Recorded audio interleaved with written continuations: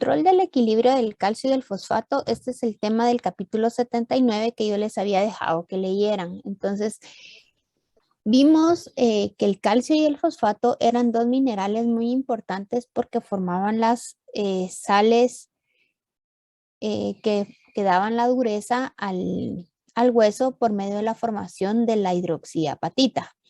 Y esos, tanto el calcio como el fosfato van a estar regulados de una forma hormonal y de una forma no hormonal. Entonces, primero vamos a ver el calcio unido a proteínas y luego el calcio de intercambio rápido. El calcio en ambos casos, ¿verdad? La función principal va a ser taponar rápidamente pequeños cambios en las concentraciones plasmáticas del calcio. Y vamos a ver más adelante por qué es importante que las concentraciones de calcio se mantengan siempre en equilibrio, ¿verdad? En homeostasis. Pequeños cambios en las concentraciones de calcio pueden provocar algunos trastornos. Veamos el calcio unido a proteínas, este que está acá. Entonces, voy a hacer quizás algunas anotaciones.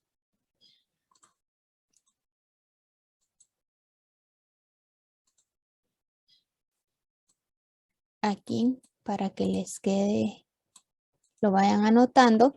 Y es, primero, que la asociación calcio y proteínas es un proceso químico simple y reversible. Entonces, proceso simple, un proceso químico, perdón, simple y reversible. ¿Qué quiere decir? De que es fácil de que se disocie el calcio unido a la proteína y a su vez es fácil que se unan, ¿verdad? Y por eso es de que ellos tamponan rápidamente los cambios de calcio en la sangre. También el calcio unido a proteínas sirve como tamponador de la concentración plasmática de calcio libre. Entonces es un tamponador de la concentración de calcio libre. Además, tiene un efecto rápido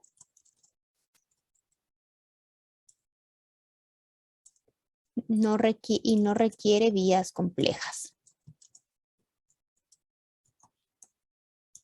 Y esta última afirmación de que no requiere vías complejas, pues nos lleva a que es un proceso químico simple y reversible y a lo que habíamos hablado al inicio, que es un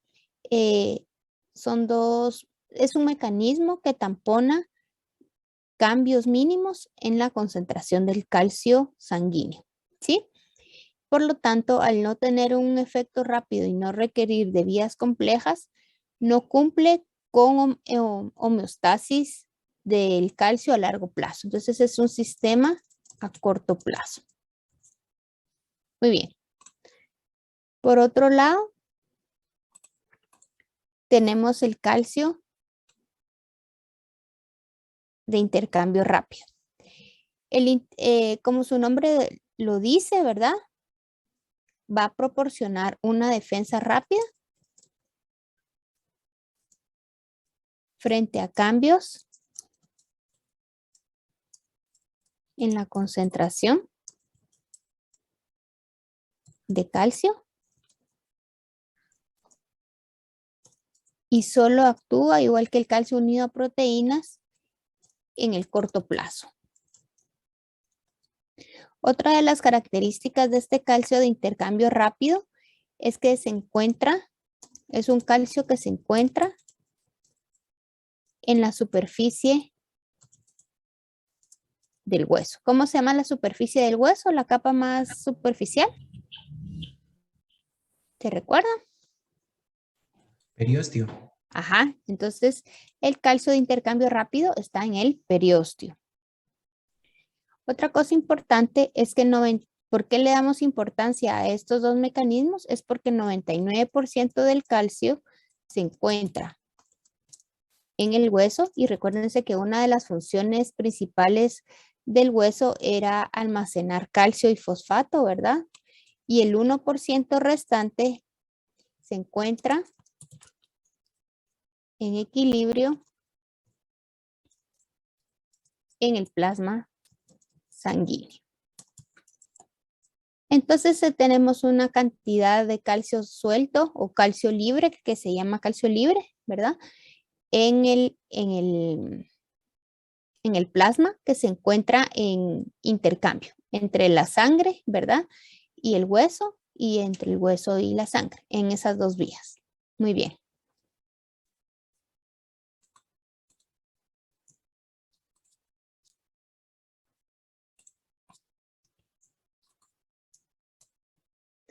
Entonces, vamos a tener tres formas. Bueno, perdón, antes de pasar a esto, estábamos hablando de la regulación del calcio que puede ser unido a proteínas y el calcio de intercambio rápido que era que iban a ser dos vías a corto plazo, pero tenemos también, y es en lo que nos vamos a centrar el día de hoy. Ay, si quieren voy a poner una pizarra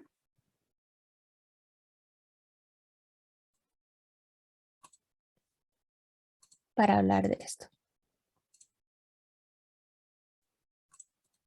Entonces vamos a tener los mecanismos hormonales. Los anteriores son unidos a proteínas y calcio libre, ¿verdad? Mecanismos hormonales. Entonces, ¿cuáles son las características? Es que esto sí funciona. Número 1, funcionan a largo plazo y no se limita solamente al calcio, sino que también trabaja sobre los flujos de calcio y fosfato. Eso es muy importante. También vamos a decir, como es a largo plazo, se necesitan minutos, incluso horas, para obtener una respuesta. Y nuestra característica número 3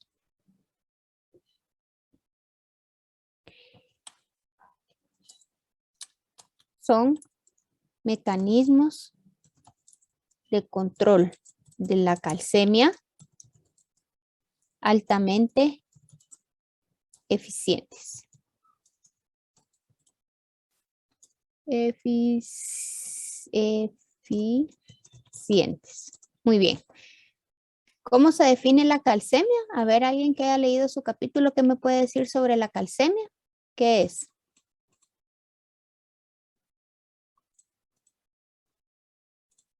A ver. ¿Qué es calcemia?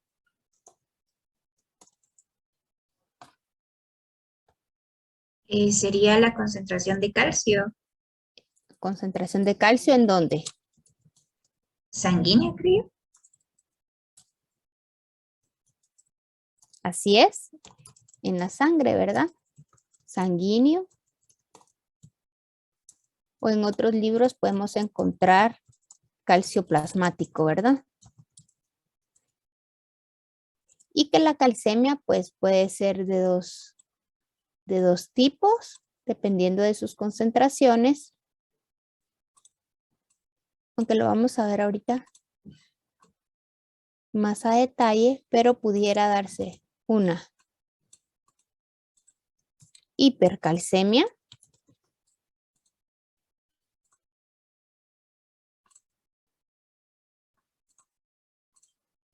o hipocalcemia, ¿verdad? Y de acuerdo a estas concentraciones de calcio en la sangre, es así como nuestros mecanismos hormonales van a actuar, ¿verdad? ¿Cómo lo van a hacer? Ahorita lo vamos a ver en un momentito. Entonces, continúo.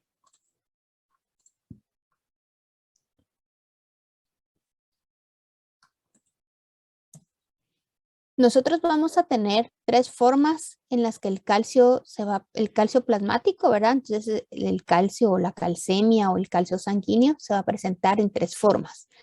Uno lo vamos a encontrar libre o ionizado en su forma de calcio más 2, ¿verdad? Y este va a actuar casi en un 50% de modo directo en la mayoría de las reacciones biológicas y está en intercambio constante con el líquido extracelular. Recuérdense que el calcio también es uno de los iones que nos va a ayudar en el control de la homeostasis entre el líquido intra y extracelular. También se puede encontrar formando complejos con bicarbonato, con citrato, con fosfato, que estos van a difundir a través de la membrana capilar. Y luego tenemos el fijado a proteínas, que pues se une a algunas proteínas, como lo habíamos visto, que era de intercambio rápido, como algunas proteínas como lo son albúminas y globulina, y no se difunden a través de la membrana capilar. Y esto se debe, esa falta de difusión a través de la membrana, es porque cuando el calcio se une a la proteína, forma un gran complejo que no puede difundir a través de los pequeños poros de la membrana plasmática, ahora la membrana capilar. Entonces aquí, antes de pasar a la calcemia, ¿por qué es importante el calcio? Entonces vamos a ver, a insertar otra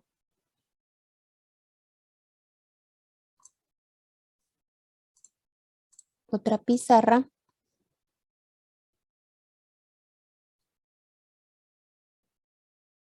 Vamos a ver.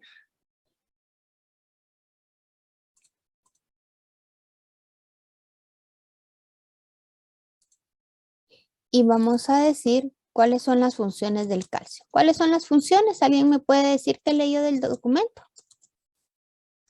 Tiene múltiples funciones.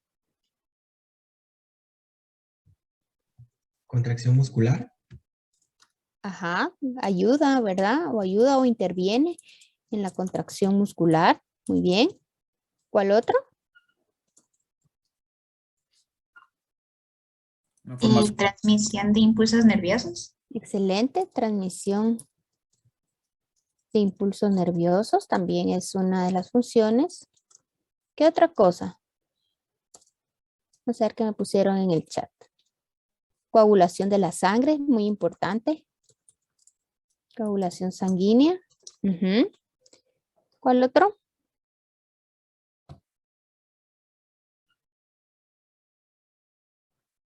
Actúan como segundos mensajeros.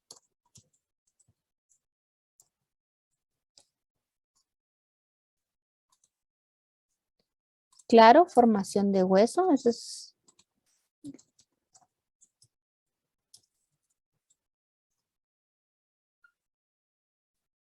lo que llamamos la mineralización.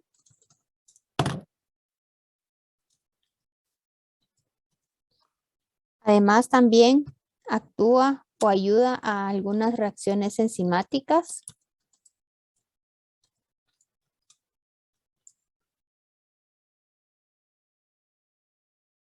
Ayuda en la integridad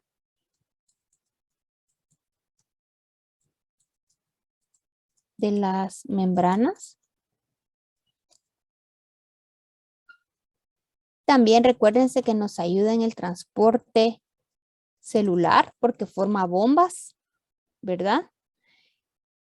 Y también tiene intervención por medio de los impulsos nerviosos a la liberación de hormonas y neurotransmisores. Entonces, si vemos el calcio, es sumamente importante, ¿verdad? Y lo vemos documentado aquí en todas las funciones del calcio.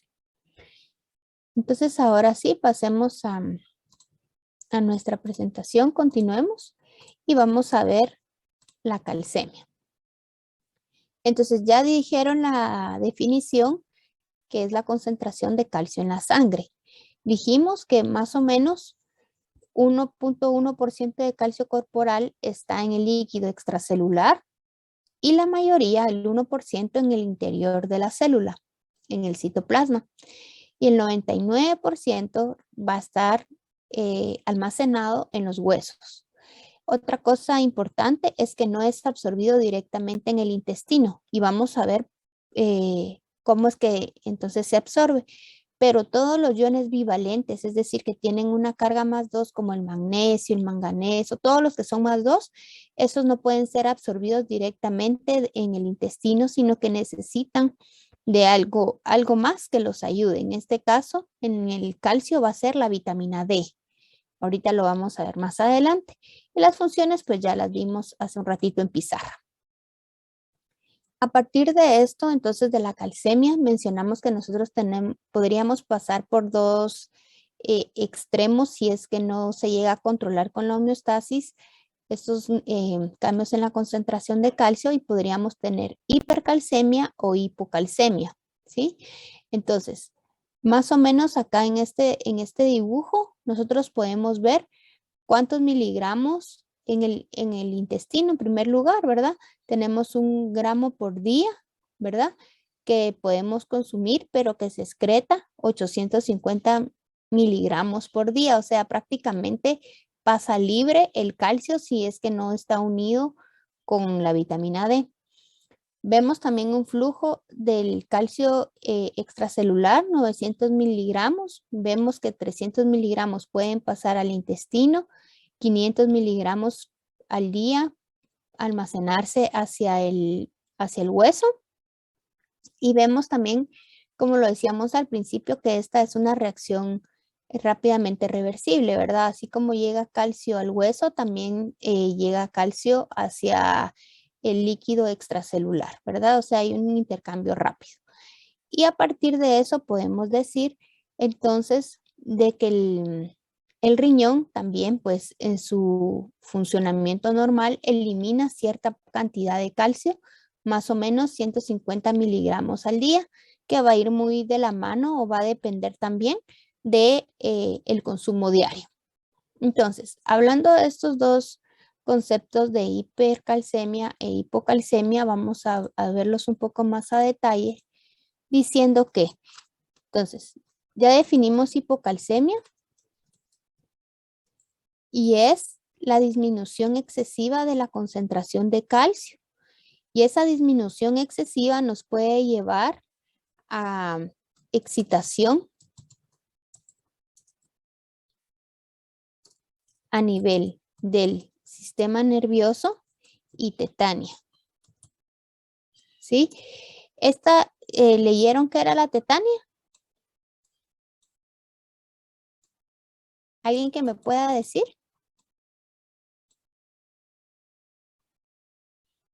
¿No? Tetania es un signo que es característico de pacientes que tienen hipocalcemia y que se caracteriza por pequeños espasmos musculares, principalmente en las manos. Entonces las manos se ven como engarrotadas, como una simulación como de artritis. Si vemos unas manos artríticas, así se podría ver cuando hay una hipocalcemia. Sin embargo, eh, si se logra compensar esta hipocalcemia, entonces esa tetania es momentánea, ¿verdad? También va a haber una excitación a nivel del sistema nervioso y esto se debe a que aumenta la permeabilidad del sodio a la membrana neuronal. Cuando hay baja concentración de calcio, aumenta la permeabilidad de sodio, el sodio ingresa a la membrana neuronal y con eso hay una excitación. Eso lo vamos a ver un poco con despolarización de las neuronas, pero pues ya tienen que ir ustedes relacionando un poco los términos. Por otro lado, la hipercalcemia, como dijimos, va a ser el aumento de la concentración de calcio por encima de lo normal. ¿Cuál es la concentración del calcio por encima de lo normal? A ver, ¿quién sabe? ¿Cuál es la concentración de calcio? El calcio normal en sangre es de 9.4 miligramos por litro, ¿sí? Eso es lo que nosotros mantenemos en homeostasis. Entonces aquí vimos hipocalcemia. Ahora con la hipercalcemia, cuando hay un aumento por encima de lo normal, o sea, tenemos más de 9.4 miligramos litro de calcio, nosotros vamos a tener una depresión a nivel del sistema nervioso. Sucede lo contrario, se minimiza la excitabilidad de las neuronas. Va a haber estreñimiento y pérdida de apetito. Por eso, por estos síntomas que pueden provocar pequeños cambios en la concentración del calcio, es que es importante mantenerlo siempre en su nivel normal, porque pequeñas variaciones, y escuchen bien, porque difiere del fosfato. Pequeñas variaciones, o sea, tener un 9.5, un 9.6, ya estamos hablando de hipercalcemia, o tener un 9.2, 9.1, ya estamos hablando de una hipocalcemia. Pequeños cambios nos pueden provocar las alteraciones que ya hemos platicado. Sin embargo, el fosfato pues posee también una gama de actividades dentro de la formación de hueso, principalmente cuando es utilizado para formar las sales óseas, el fosfato monoácido y el fosfato diácido, ¿verdad? El fosfato va a contribuir o se va a distribuir, mejor dicho, en un 85% en el depósito de los huesos.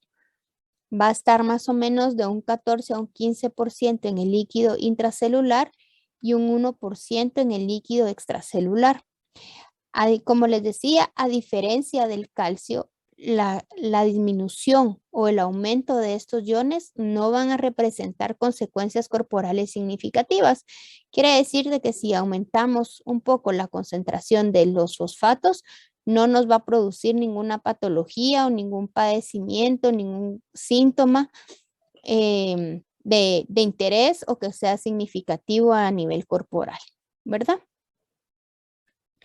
Al igual que el calcio, ¿verdad? Más o menos nosotros tenemos una ingestión de fósforo con nuestros alimentos de 800 a 1400 miligramos por día de ese fósforo extracelular, ¿verdad? Va a haber una filtración de 7 miligramos al día, ¿verdad? Y en orina, perdón, 7000, filtración de 7000 miligramos al día. Sí, en orina va a haber una excreción de 800 miligramos de fosfatos al día, una absorción de 6.2 miligramos día. En heces también va a haber una eliminación de fosfatos de 300 miligramos al día y una reabsorción, es decir, una reincorporación del fosfato que haya sanguíneo. Ya se eliminó una parte por orina, ya se eliminó una parte por heces. Entonces la demás cantidad se reabsorbe hacia el hueso, ¿verdad? Que más o menos vamos a tener 350 miligramos al día de reabsorción. ¿Cuáles son las hormonas implicadas en la regulación de calcio y fosfato? Pues tenemos la vitamina D, la PTH y la calcitonina. Los tres sistemas son sistemas de control, como lo vimos en la primera diapositiva, a largo plazo, ¿verdad? Que actuaba a las horas, incluso a los días, ¿verdad? De que se presentara una hiper o una hipocalcemia. Entonces vamos a empezar por la hormona paratiroidea. La hormona paratiroidea son 4 glándulas que tenemos en la tiroides, ¿verdad? Se llama también PTH. Tenemos 4 glándulas tiroides, 2 de cada lado de la glándula tiroides. Es un péptido de 84 aminoácidos que es producido por la glándula paratiroides. Esa sería la hormona PTH. La PTH ayuda al control de las concentraciones extracelulares de calcio y fosfato por medio de 3 órganos diana, que sería la absorción intestinal, la excreción renal y el intercambio de estos iones entre el líquido extracelular y hueso. Entonces, nuestros 3 órganos diana de las glándulas tiroides serían intestino, hueso y riñón. El estímulo primario para la secreción de PTH va a ser una hipocalcemia, ¿verdad? Entonces, cuando hay una disminución de calcio plasmático, la PTH se estimula. Y esto va a tener como un efecto final incrementar el flujo de calcio hacia el plasma. ¿Cómo lo va a hacer? Ahorita vamos a ver en un momentito. Actúa conjuntamente con la vitamina D para la absorción de calcio porque dijimos que los iones divalentes no se absorbían solos. Y también dijimos que un órgano diana de la PTH es el intestino. Entonces nosotros podríamos tener mucho calcio en la sangre, pero si no hay cómo se absorba en el intestino, nada sucede, ¿verdad? No va a haber ningún cambio. Entonces, ¿cuáles son nuestras actividades fisiológicas según los órganos diana, ¿verdad? Primero vamos a ver en el riñón. En el riñón va a aumentar la reabsorción renal de calcio y se disminuye la pérdida de orina. La pérdida en la orina. ¿Qué quiere decir reabsorción? Quiere decir que en la orina no se pierde calcio, sino se reabsorbe, se regresa a la sangre. Si tenemos una hipocalcemia, ¿verdad? Tenemos una disminución de calcio en la sangre y nosotros estamos perdiendo calcio en la orina, lo único que estaríamos produciendo es perder más calcio. Entonces, la PTH lo que va a hacer a nivel renal es actuar para atrapar ese calcio que va en la orina y no dejarlo que se excrete, ¿verdad? Y pasarlo o reabsorberlo nuevamente hacia la sangre. También va a aumentar la excreción urinaria de fosfato por reabsorción renal disminuida. Si vemos aquí pasa una cosa muy curiosa e interesante, porque decimos, aumenta la reabsorción renal de calcio, ¿verdad? Que regrese calcio a la sangre, pero aumenta la excreción de fosfato en la orina. ¿Por qué sucede? ¿Por qué creen ustedes que la PTH tiene estas dos funciones como contrarias entre el calcio y el fosfato? ¿Qué pasaría si se reabsorbiera calcio y fosfato de la orina? ¿Qué creen ustedes? Tal vez se perdería la homeostasis en el equilibrio de concentraciones de calcio y fosfato. Se perdería la homeostasis. Ajá, vamos a ver, ¿alguien más? Formación de sal, Una formación de, ¿qué sal? de fosfato de calcio. Ajá, de la hidroxiapatita. ¿Y qué sucede si tengo hidroxiapatita? Se cristaliza. Ajá, se cristaliza y se forma hueso. Entonces, ¿qué es lo que pasa? Que nosotros vamos a estar formando más hueso y entonces, por lo tanto, el calcio que nosotros queremos recuperar en la sangre, en lugar de irse a la sangre, va a estar yéndose a formar hueso. Por eso es de que se reabsorbe calcio, pero se excreta fosfato para no formar la hidroxiapatita, porque sabemos que esa su principal sitio de almacenamiento va a ser el hueso. Y además también la PTH sobre el riñón acelera la formación de metabolitos activos de la vitamina D3. La vitamina D3 la vamos a ver en un momentito y la vamos a relacionar con esto que estamos hablando. A nivel del hueso, ¿qué sucede? Aumenta la osteólisis y el número de osteoclastos. Si estoy aumentando el número de osteoclastos y la formación y el aumento de la osteólisis, ¿qué estoy provocando? La resorción del hueso. Así es, la resorción del hueso. Y con eso, ¿qué logro? Cuando hay una resorción ósea, ¿qué pasa? ¿Cómo están los osteoclastos? Ajá. Liberaría calcio a la matriz, al líquido extracelular. Excelente. Entonces, ajá, así como me pusieron también aquí, Dulce, liberación de calcio, ¿verdad? O liberación de las sales. Entonces quedaría el calcio libre del hueso que pasaría a la sangre y con eso restablecemos la disminución de calcio en la sangre, ¿verdad? Y fosfato que ya sabemos que se va a perder por la orina. Muy bien. Otra acción importante es una inhibición tardía de los osteoblastos, es decir, recuérdense que en el remodelado óseo dijimos que prácticamente la absorción y la resorción se dan al mismo tiempo, ¿verdad? O el depósito óseo se dan al mismo tiempo, pero cuando actúa la PTH se va a dar una inhibición de los osteoblastos. ¿Para qué? Para que esos no formen hueso y entonces dejen siempre libre calcio en la sangre. Y a nivel sanguíneo vamos a tener entonces como un resultado final que aumenta la concentración de calcio sanguíneo y disminuye la concentración de fosfato sanguíneo. ¿Estamos claros con la actividad de la PTH?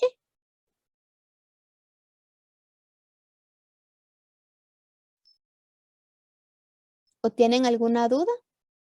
Sí, licenciada, vamos bien. Muy bien.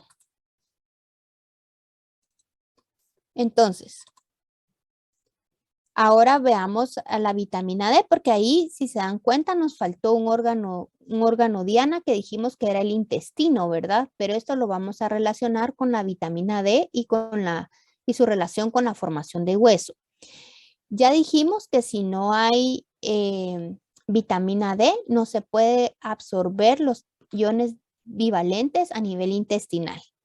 Entonces, siempre tiene que haber vitamina D que puede provenir del aceite de hígado de bacalao, de los huevos, del salmón, de sardinas, champiñones, de caviar, muy elevado esto, ¿verdad? Aquí en Guatemala pues no comemos caviar, pero en lugares donde hay mucho frío sí, es muy común y no es caro, puedes decir Suecia, Rusia, ellos desayunan caviar, pero es porque ellos tienen en sus océanos una gran cantidad y no es caro, ¿verdad?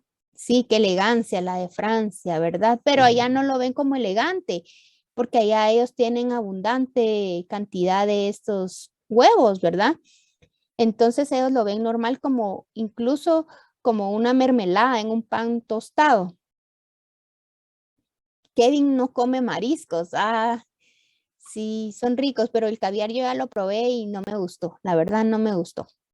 Y fue un evento y no, la verdad es de que era demasiado elegante para mí, no me gustó, pero sí como otros mariscos. Bueno, también de la leche, también de estos pescados de caballa, atún, ¿verdad? Y del sol. ¿Por qué del sol? Ahorita lo vamos a ver. Entonces, los dos compuestos más importantes dentro de la familia de los esteroles son la vitamina D o colecalciferol. Lo voy a anotar porque el nombre es difícil, entonces, pero le voy a poner otro color. Vitamina. Cuando nosotros hablamos de vitamina D, nos estamos refiriendo siempre a la D3, que es el compuesto activo. O colecalciferol. Entonces es más fácil decirle vitamina D, ¿verdad? Y también tenemos otro compuesto de la vitamina D2 o ergocalciferol. El primero proviene del animal, de los animales, como lo que vimos aquí, atunes, salmones, etcétera.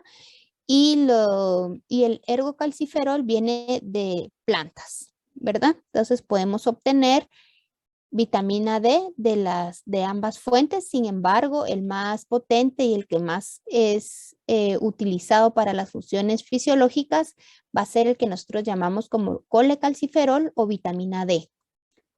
¿Sí? Entonces, a propósito de esto, voy a borrar.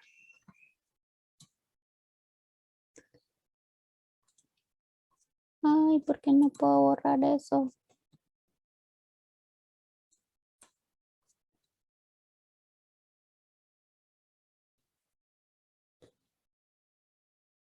Eso es lo que quería que viéramos.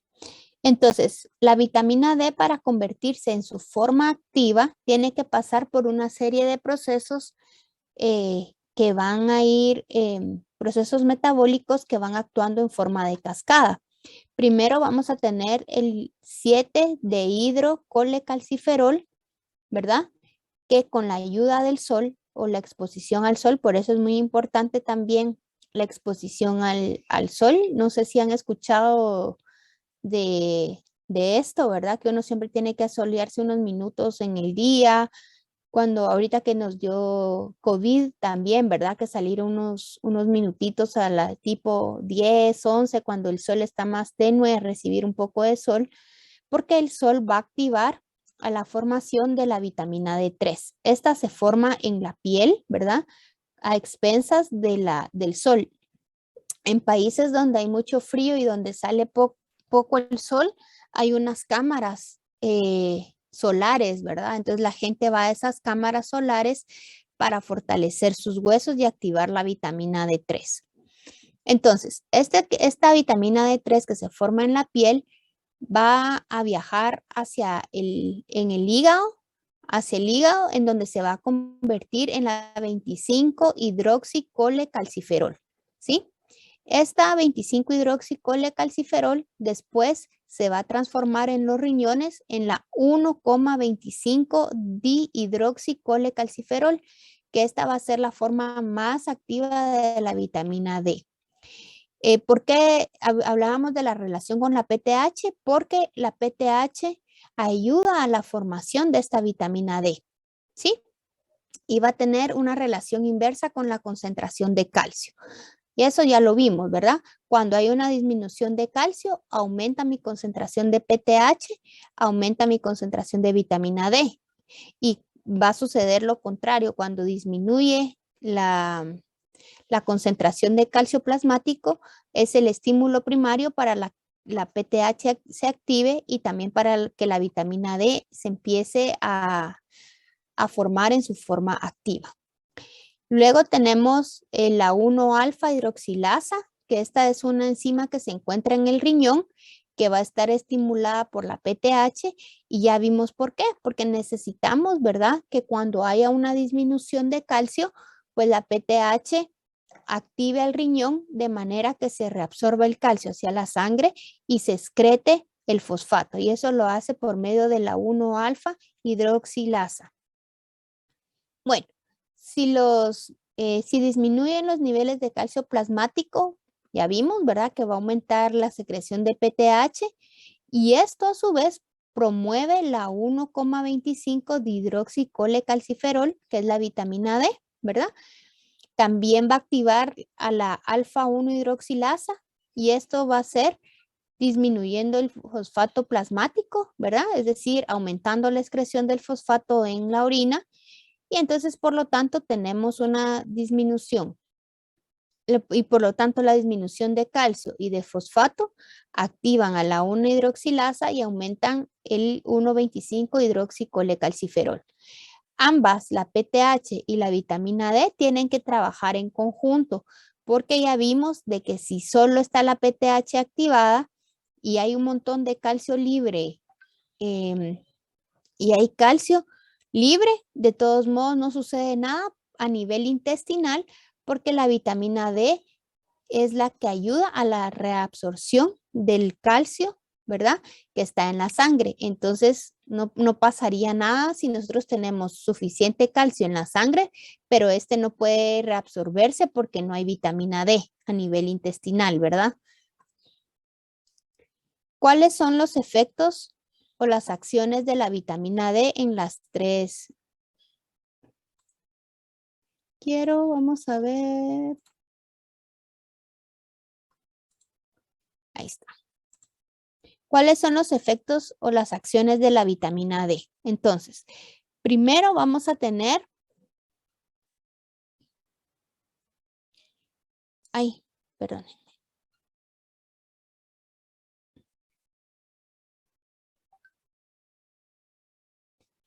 Primero es importante que sepamos que la vitamina D funciona como una hormona, aunque no es una hormona como tal, pero es una influencia directa sobre la PTH para promover la absorción de calcio y de fosfato en sinergia con la PTH, es decir, que tiene un efecto facilitador.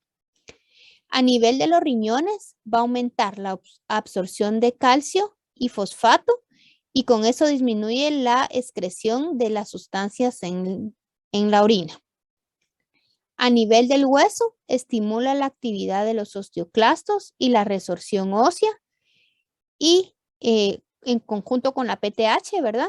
Van a promover la formación de hueso nuevo en el caso de que haya una hipercalcemia. Entonces lo tenemos que analizar qué sucede si hay una hipocalcemia o si hay una hipercalcemia.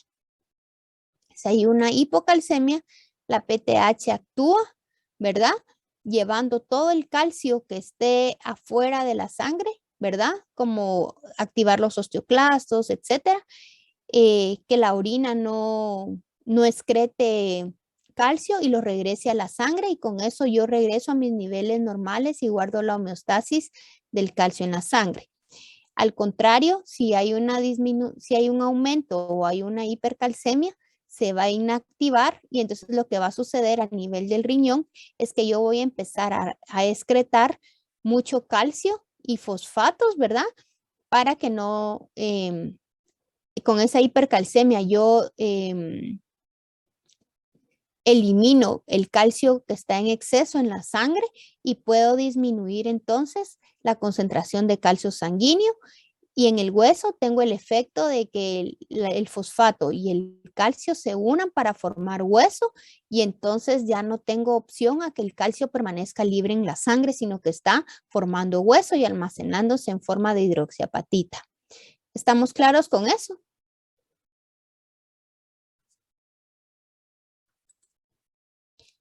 Ahora veamos la calcitonina.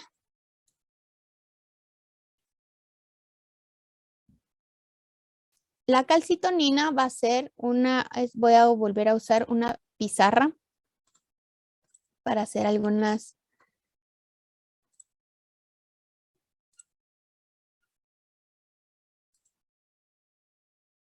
anotaciones.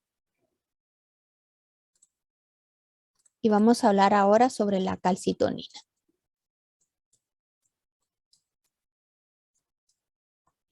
Esta se considera una hormona de emergencia.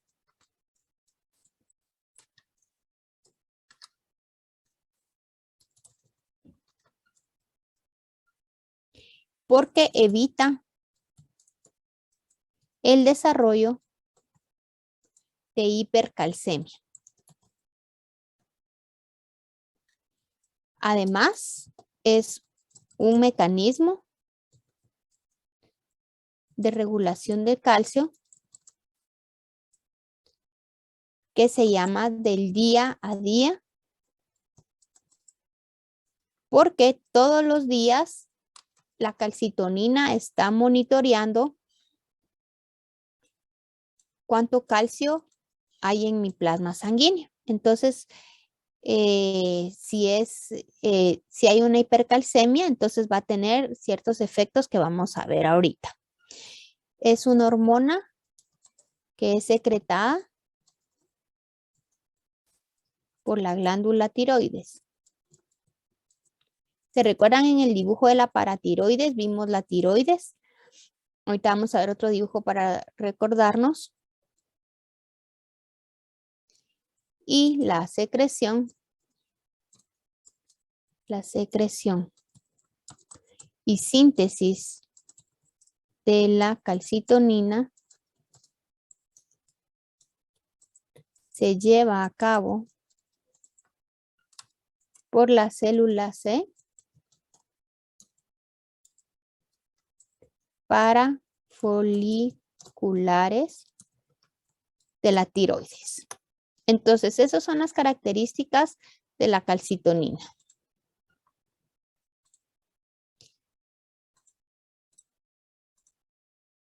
Entonces, veamos aquí, estas eran las paratiroides, 4 glándulas, y esta es la tiroides.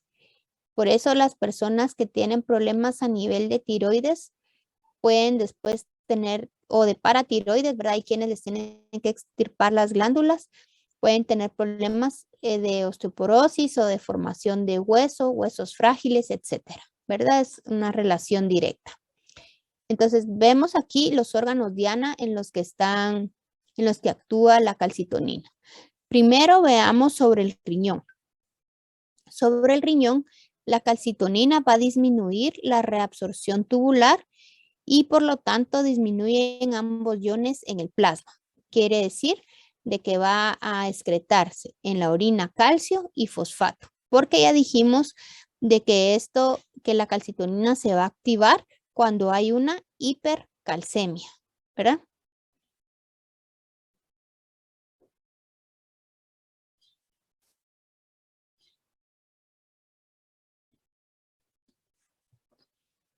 Nuestro segundo órgano diana es sobre los huesos. Se opone a la acción de la PTH, ¿verdad? Entonces ya dijimos cuáles eran las acciones de la PTH. Se opone totalmente a esas acciones, promoviendo el depósito de calcio en los huesos, inhibiendo los osteoclastos y estimulando los osteoblastos. Y a nivel gastrointestinal, pues tiene muy poco efecto, ¿verdad? Actúa levemente sobre el riñón, como lo vimos, y no posee efecto sobre el aparato gastrointestinal. Aquí están los efectos, lo que les acabo de mencionar.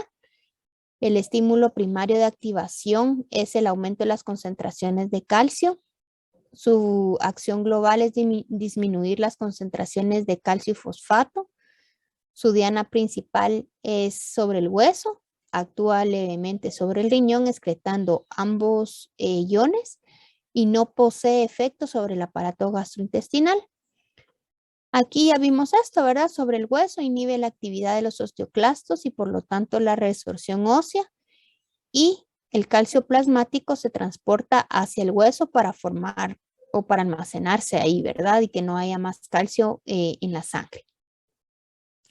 Y sobre el riñón dijimos que disminuye la reabsorción tubular y por lo tanto disminuye ambos iones en el plasma. No sé si tienen alguna pregunta o comentario o dudas acerca del tema, porque la siguiente parte es hacer un pequeño ejercicio. ¿No?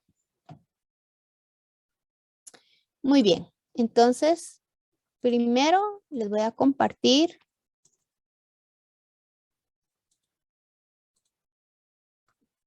la asistencia. Luego